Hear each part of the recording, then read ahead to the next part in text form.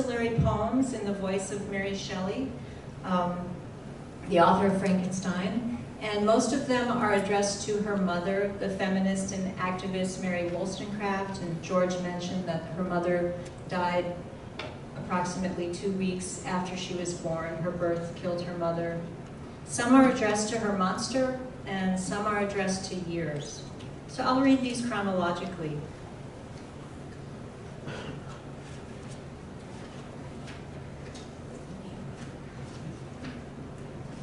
Dear Mother, I wanted to crawl back into the black interior of you, womb scratched by an animal, but they wouldn't let me. I hung apart like gallows men, dangling for sweet touch.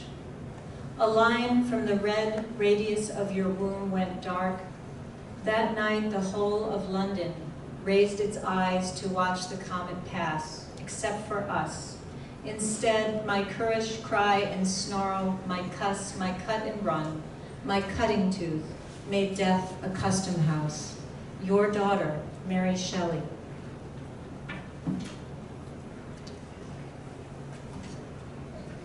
This next one has the initial G, and G refers to Godwin, her father, who was a writer and scholar, and Godwin is the reason that Percy Shelley showed up at their house.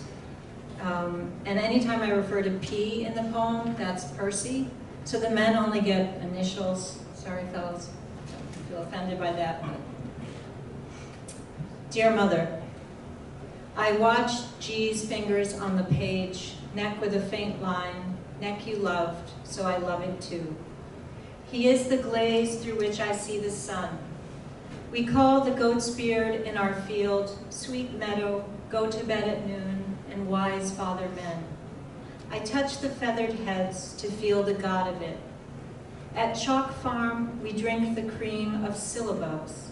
Sister holds my arm, but I am the apple of his eye. I am the reader of his work.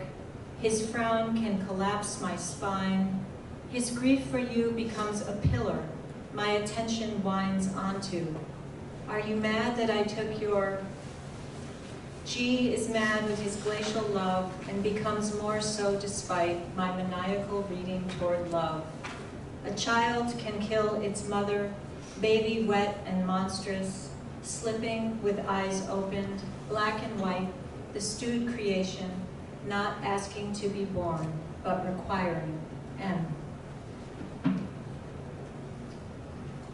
This one has a quote from Coleridge, who visited the family when the kids were young. The cadaverous silence of Godwin's children is quite catacombs. Dear Mother, silence was my pride, my object stillness, the quiet prize.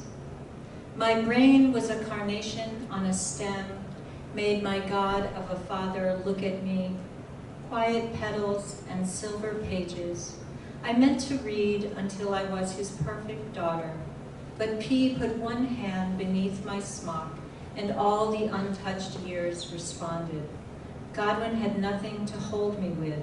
I didn't know he'd snap me like a stem and toss me on a pile of exile. He was my God, first partner, the sun to my green tissue. He sent me letters with formal closings, as though I was still plicate in my room, leaf ribs pointed toward him, plumule hidden from all but him. Mother, you didn't raise me. Mary Shelley.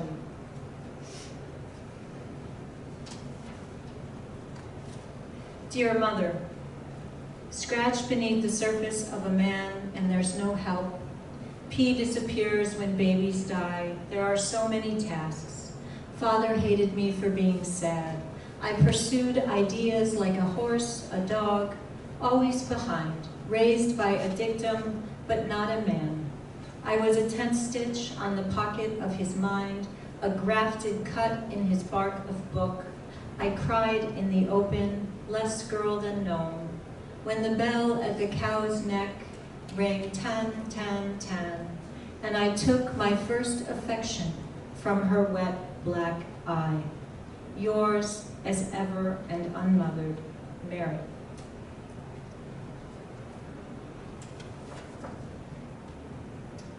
This has a tiny little quote from a letter of Wollstonecraft's, her mother.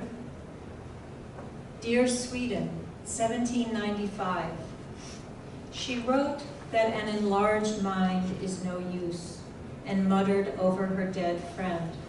She could not mutter over me, unborn, a fire not yet in her eye.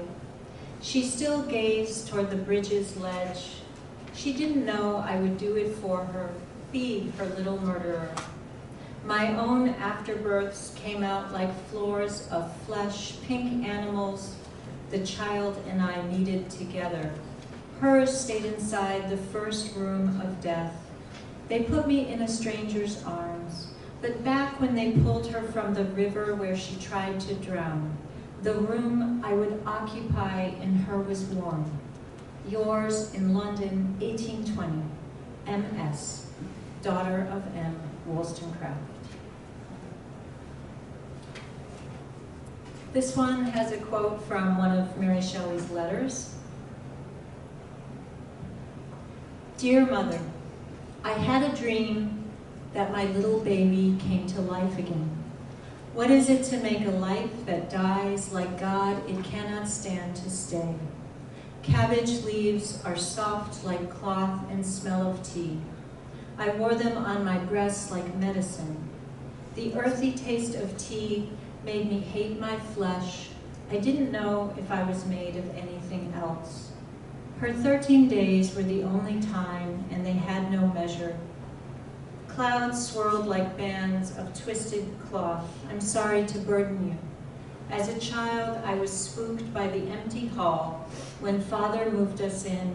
At first, he loved me like I was you, and in the dream, we rubbed it by the fire, and it lived. Yours as ever, Mary. Detail, you may know this detail, Mary Shelley had 4 children, but only 1 survived. And this poem references the famous summer she went to Switzerland with Byron and Percy Shelley, and she wrote Frankenstein. And it was sometimes called the year without a summer because there was a volcanic eruption that filled the sky with ash, which felt kind of apt when I would read it this summer when we had the smoky air. Dear Mother, I was aware of you, the year without a summer. The sunlight reddened. My hands, too, were weather backward. People looted the warehouses of grain. It rained red, but we remained corded, issued from the other. It rained 100 days. The river came to new marks. The world matched our minds, and I invented a doctor who cobbled together a man. I who copy you, Mary.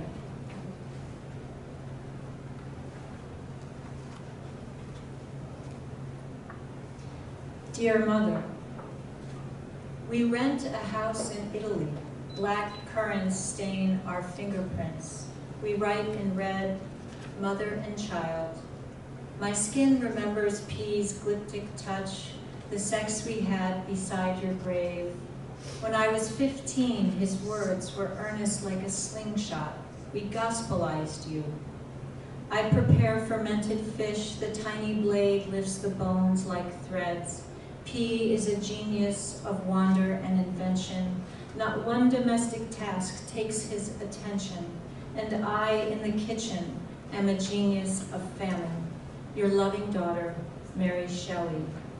The myth says that she and Percy, when she was 15 and they fell in love, they would have sex at her mother's grave, which was near the house. And they both were pretty obsessed with her mother, Wollstonecraft, and they read all of her work, and they fled to France when they first ran off together to sort of recreate the experience that Wollstonecraft had had in France. And this one is to her monster. Dear creature, because of what I did, society never let me in. Dim-witted towns don't see you, but I remember the tactile coolness of earth beside my mother's grave, and P's dry hand, first on my face, then pressed to the second heartbeat between my legs. I spent the rest of my life scrambling to get back alone with him. Because of what I did, because of this, no prayers went up.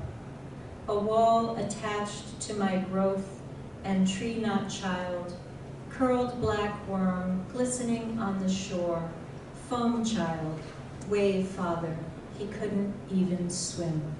Your loving creator, M.S. I feel like that might be a good place to stop.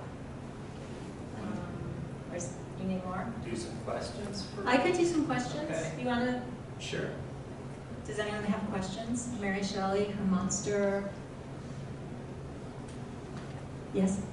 I would love to hear you talk just about the whole process of writing that book, from